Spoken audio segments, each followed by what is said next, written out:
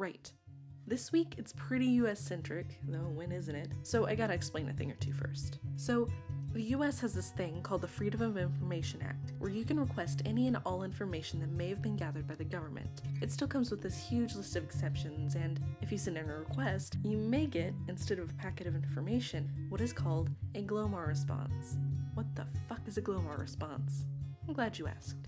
Basically, it's that phrase you hear all the time in government and political circles. We can neither confirm nor deny. We might have dirt on every single citizen, or we might not, but we can't tell you either way. Seems like a cop-out, right? But let's not get into that, because reasons. Why is it called a GLOMAR response? That's gonna take a little bit more explaining. The Cold War existed. Almost 40 years of constant tension between the US and the Soviet Union because, hey, we hate each other and we also may both have nuclear weapons. Fun, but before my time. Each side was looking for a leg up on the other side, because war, obviously, and there was this submarine, K-129.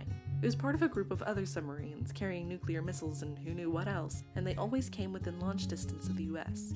When the US heard K-129 sank somewhere in the Pacific, that was their ticket to a leg up, and they called this top-secret mission Project Azorian. But it was in the middle of the ocean, at the very bottom, and the US assembled this crack team of top engineers to figure out a way to recover this sub. Balloons? It was super heavy, and the balloons were too weak to hold under all that pressure. A big rocket? Well, even if they could build a rocket and manage to strap it onto the ship, number 1, nuclear missiles, and number 2, ultra-heavy ship possibly rocketing very high into the air and coming straight back down, right on top of them. So, what? Well, said one guy, how about a ginormous fucking claw? Worth the shot? Everyone else said. But such a massive, sturdy, strong ship was going to cost, and cost a lot. Not to mention be entirely visible and suspicious to the Soviet Union.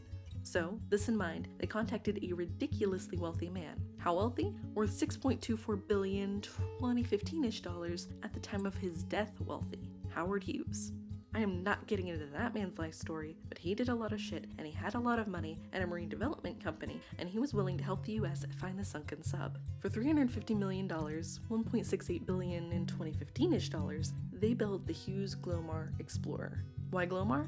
Global Marine Development Incorporated. Glomar.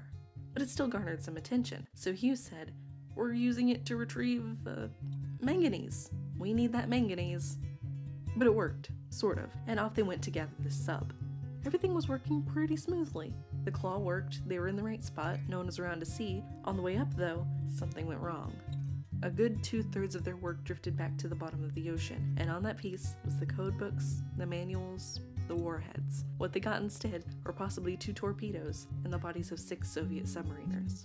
Even if they were at war, they gave them a proper, respectful burial at sea. Meanwhile, this guy, Seymour Hersh, dug up the truth, and after many months and a rejection, it was published in the New York Times for all to see. Fun fact, they thought the codename was Jennifer, just a security system, until 2010. Now that the mission was out in the open, the Soviet Union could see exactly what had been going on all this time, and basically demanded to know about the whole thing.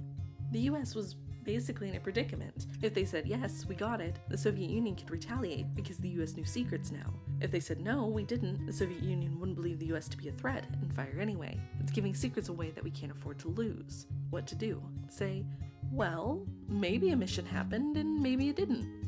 We can neither confirm nor deny.